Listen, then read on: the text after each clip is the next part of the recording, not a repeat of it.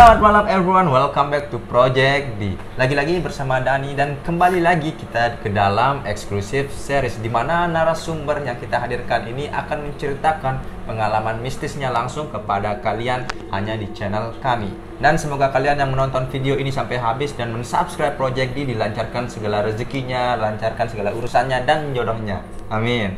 Dan jika kalian menonton video sebelumnya, Bro Danar ini sudah menceritakan salah satu pengalamannya di channel Project D. Yang waktu itu cerita apa ya? Kos-kosan ya? Iya, kos-kosan. Teror kos-kosan nomor 3. Itu karena ada korban pembunuhan, gantung diri ya? Iya, gantung diri. Dan kembali lagi kamar kita, nomor 3. Dan kembali lagi kita bersama Bro Danar yang kali ini dengan cerita barunya. Yang pengalaman mistis tentunya, ini true story teman-teman. Oke, Bro Danar, bisa mungkin di spoiler sedikit ini tentang apa sih cerita kali ini kepada pemirsa Project D? Oh ya, ini tentang cerita perjalanan saya waktu tes CPNS. Ketika itu saya di Jogja itu kan latihan bimbel dulu kan sebelum ke Jakarta di tahun 2017. Oke, itu dia spoiler sedikit dari Bro Danar. Seperti apa ceritanya? Kalian penasaran? Begitupun saya. Jadi kita langsung saja masuk ke dark mode.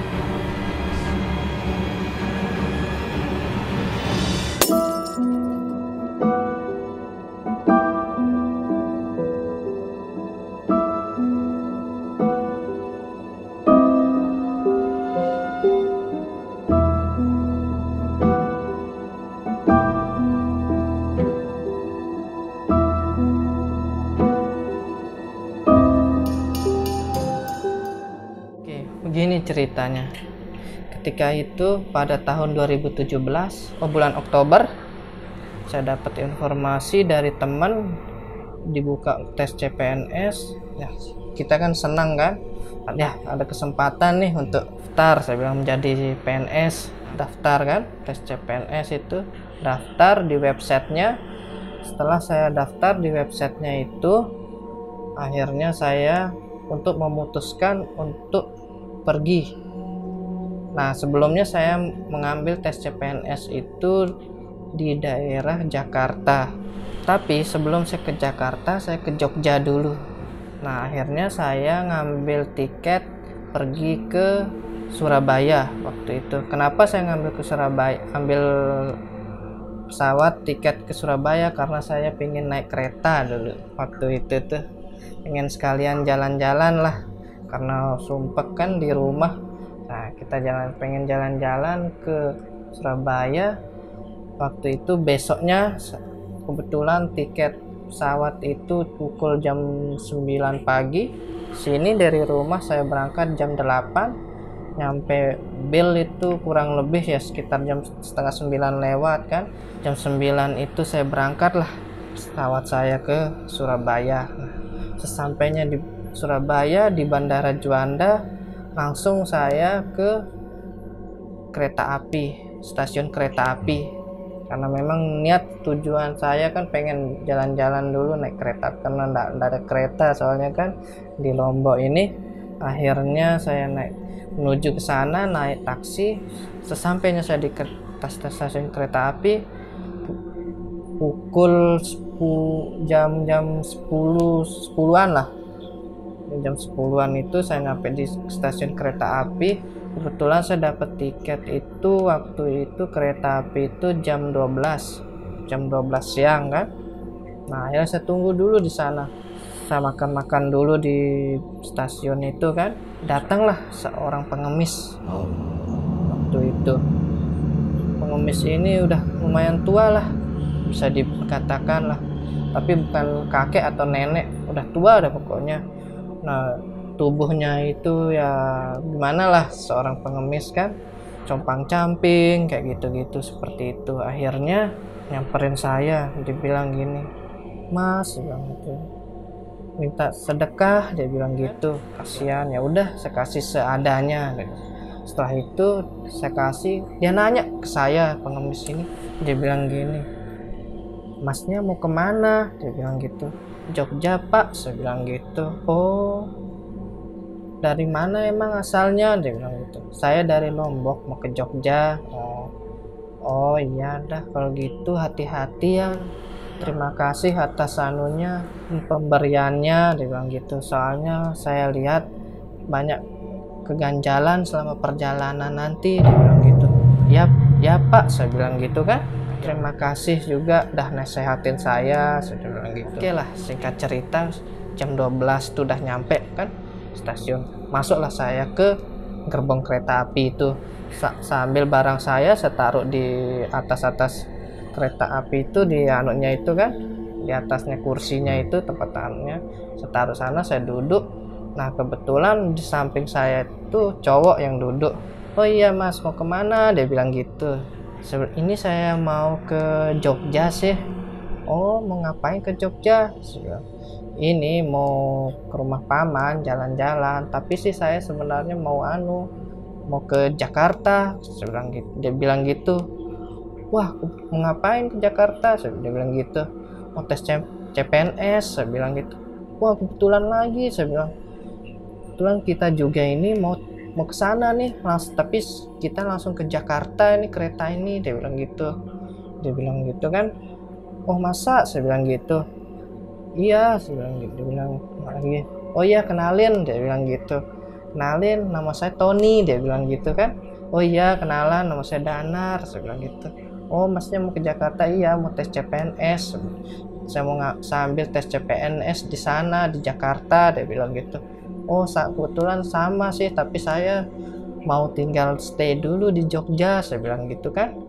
Mau stay di Jogja karena mau jenguk keluarga juga, sekalian jalan-jalan. Kebetulan saya juga mau les bimbel di sana, mau belajar lah sebelum persiapan. Oh iya bagus tuh Mas, saya bilang. Saya juga sih mau pengen les bimbel di Jakarta, tapi kemungkinan kita mau sih ngekos atau cari kontrakan di Jakarta, dia bilang gitu kan. Oh iya saya enggak sendirian, ini saya sama teman saya 3 orang, dia bilang gitu kan. Oh iya ini sampingnya, oh iya kenalin nama saya Rian, dia bilang gitu yang di sampingnya. Itu sama ada satu teman saya cewek di sampingnya namanya Siska. Oh iya salam kenal ya semua. Iya berarti kalian semua ini mau ke Jakarta ya, saya bilang gitu. Iya kita langsung ke Jakarta. Oh kalau saya enggak ke Jakarta dulu, saya bilang gitu.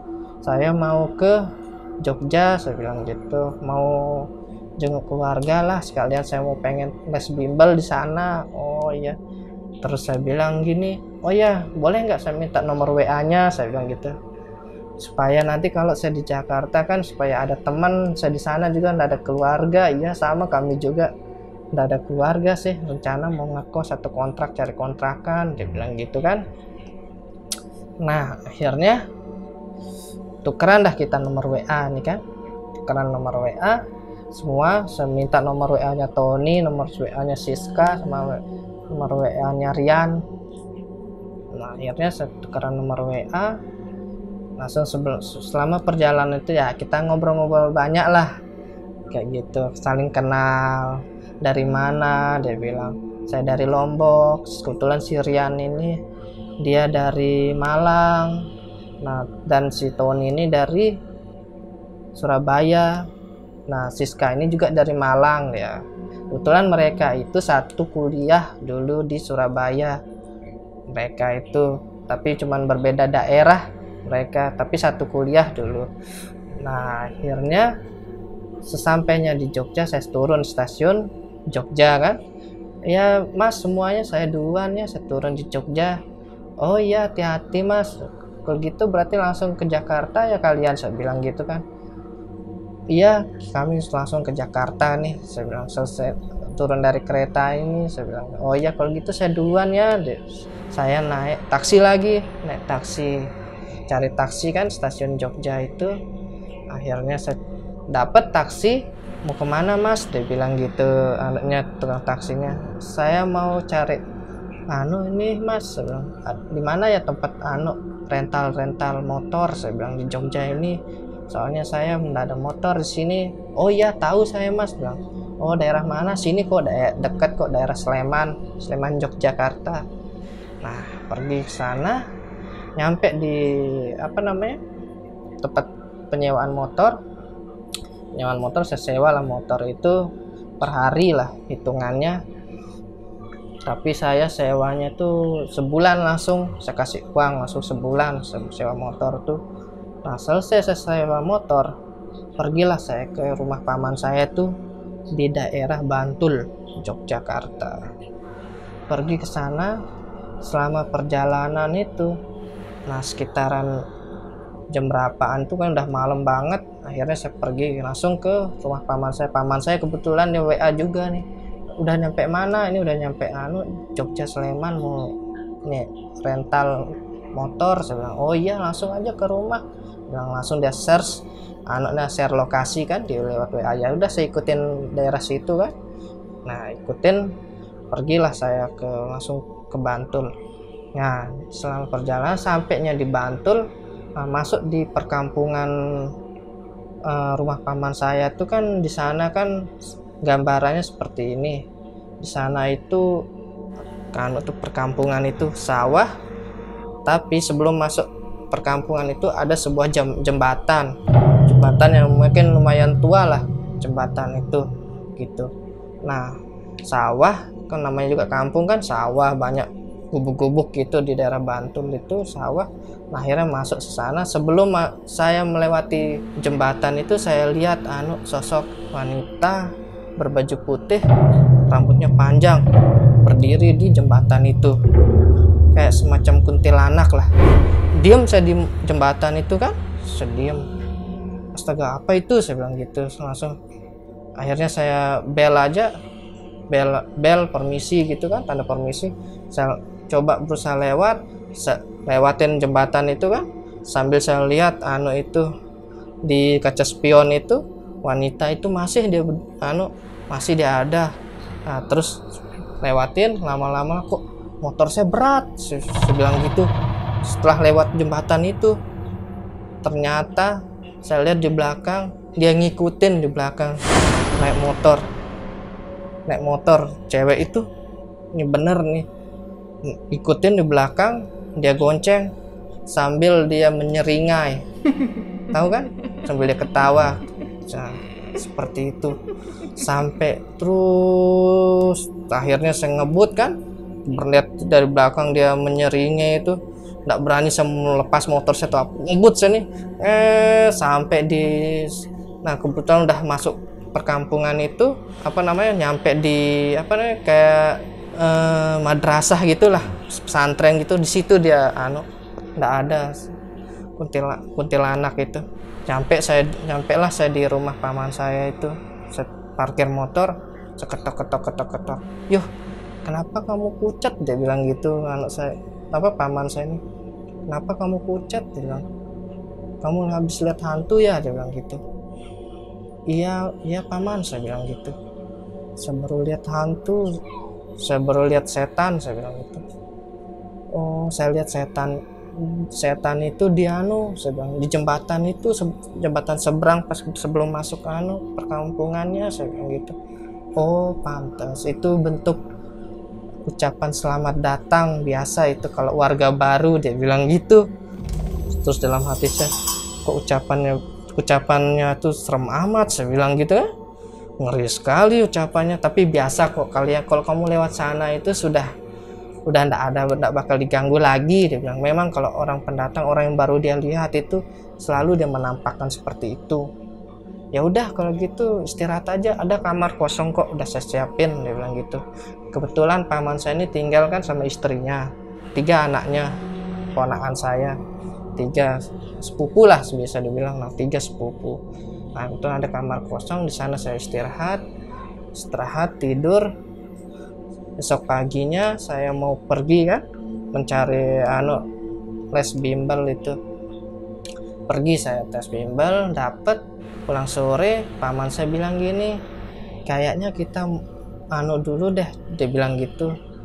Mau pindah? Ya mau pindah kemana? Ya rencana rumah ini mau direnovasi, dia bilang gitu.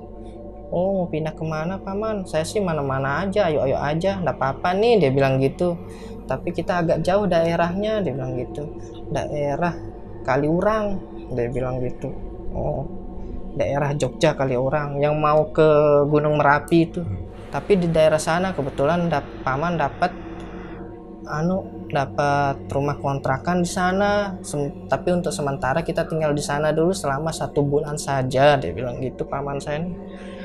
Oh iya nggak apa-apa sih, tapi kalau danarnya nggak keberatan ya bisa lah, mungkin ngekos atau gimana, tapi kalau mau ikut kami ya kita tinggal sementara dulu di Kaliurang ya. Oh iya ikut aja lah, saya bilang gitu sambil ngirit uang soalnya kan. Tapi sebelumnya dia udah survei sih paman saya ini kan tempatnya itu.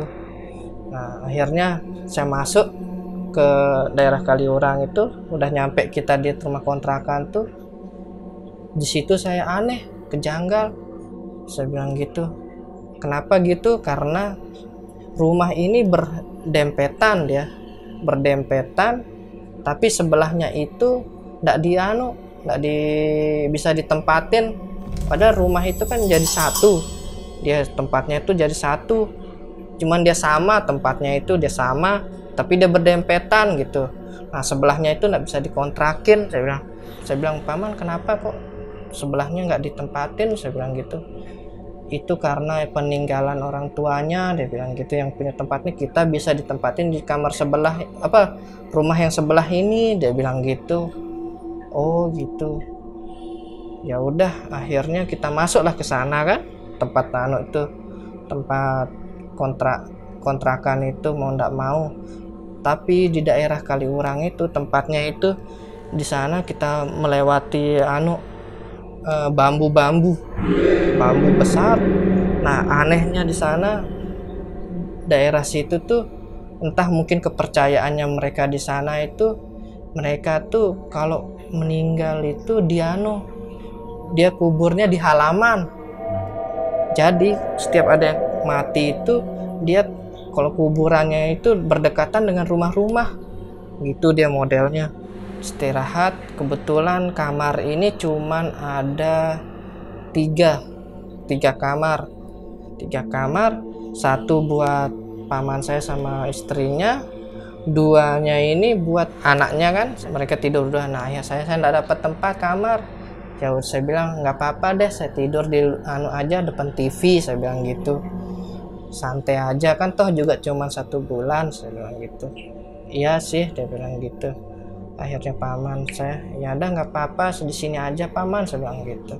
Iya dah kalau gitu istirahat aja dulu ya, saya bilang gitu. Istirahatlah di situ.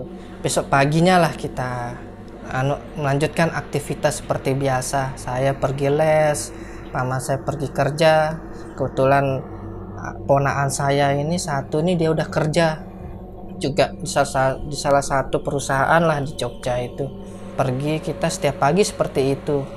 Entah kenapa saya pulang malam itu, pas selesai bimbel itu, kebetulan pulangnya malam, saya bimbel, saya lihat sosok nenek-nenek lah, sosok kayak nenek-nenek gitu di samping rumah itu. Dia berdiri samping rumahnya kan, saya kontrak sebelah sini, dia yang sebelah sosok wanita tuh sebelah sampingnya itu, dia berdiri di situ. Itu mukanya hancur. Saya samperin lah dia ke sana, saya samperin, ngilang dia. Akhirnya saya balik lagi masuk ke dalam rumah kontrakan.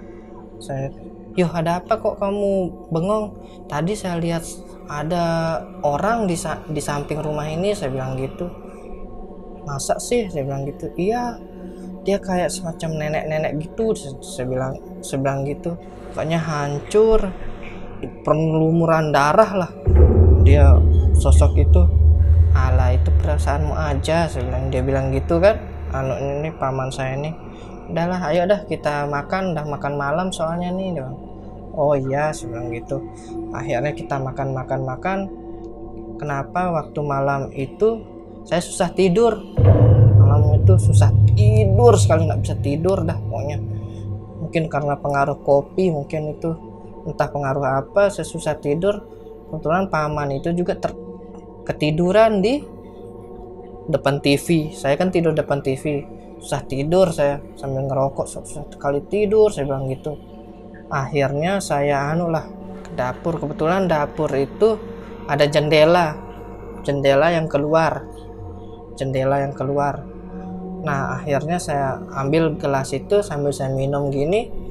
Saya lihatlah lagi sosok itu, sosok wanita itu, orang nenek-nenek tuh kan, yang hancur mukanya itu. Lihat lagi saya di depan sana tuh, sambil dia ketawa. Akhirnya saya pingsan di sana. Saya pingsan. Nah, tiba-tiba pas saya pingsan itu, paginya tuh dibangunin saya sama ponakan saya.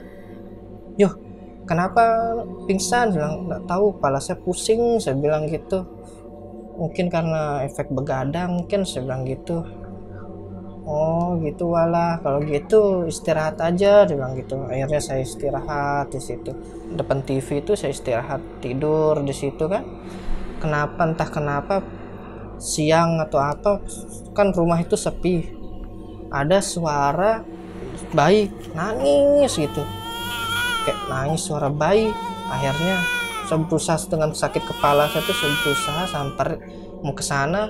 Kebetulan ada pintu yang menuju ke sana, ke rumah sebelah itu, tapi digembok dia pintu itu. Saya coba berusaha lari keluar, mau samperin, mau lewat luar kan, lewat depan maksud saya. Lewat depan itu saya lihat, saya intip, nggak ada suara, nggak ada bayi. Di suaranya bayi tadi pas saya di dalam, anehnya itu. Akhirnya saya masuk lagi, saya duduk ngerokok. Terus sore udah datang, paman saya udah datang, rame. Saya cerita, saya, paman tadi siang saya lihat suara bayi nangis, saya bilang gitu. Di mana? Di samping rumah ini, dia bilang gitu. Tapi saya mau samperin ke sana lewat belakang, pintunya dikunci, digembok. Iya, memang itu digembok karena kita nggak boleh ke sana, masuk ke sana. Oh, gitu ya. Iya, kita nggak boleh masuk ke sana katanya yang pemilik rumah ini. Akhirnya udah kita makan malam ini lagi kan. Makan malam, tidur, istirahat. Terus sepaginya saya udah enakan, pergi saya les, bimbel, pergi les. Seperti biasa dah, hal-hal biasa seperti itu. Pulang saya itu tuh malam lagi les bimbel itu. Di perjalanan itu entah kenapa ada suara nyinden. Orang tahu kan, orang sinden Jawa-Jawa itu. Merdu sekali suaranya orang nyinden itu. Terus aroma sepanjang jalan perjalanan itu pandan, aroma kemenyan gitu. Di situ saya merinding kan, kok ada suara nyinden, bau aroma pandan. Ya mungkin saya firasat saya ya mungkin orang anu lah, sembahyangan atau apalah, upacara kayak gimana. Nah, tapi pas di perjalanan itu saya lihat ada orang angkat keranda tengah malam. Yuh, apa ini? Saya bilang gitu. Kok ada orang angkat keranda? Saya bilang gitu kan. Dia membawa kemana malam-malam? Saya bilang gitu. Udahlah, saya bilang enggak masa bodoh, saya pergi. Saya bilang gitu. Akhirnya saya pergi, nyampe rumah, terus saya sampai dah ceritain sama paman. Paman tadi ada orang, kayaknya ada orang meninggal deh, saya bilang gitu. Kok tengah malam ada orang angkat keranda?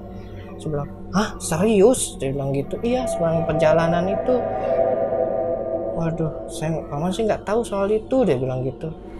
Akhirnya udahlah, mungkin orang-orang kepercayaan sini mereka bawa apa mungkin, dia bilang gitu.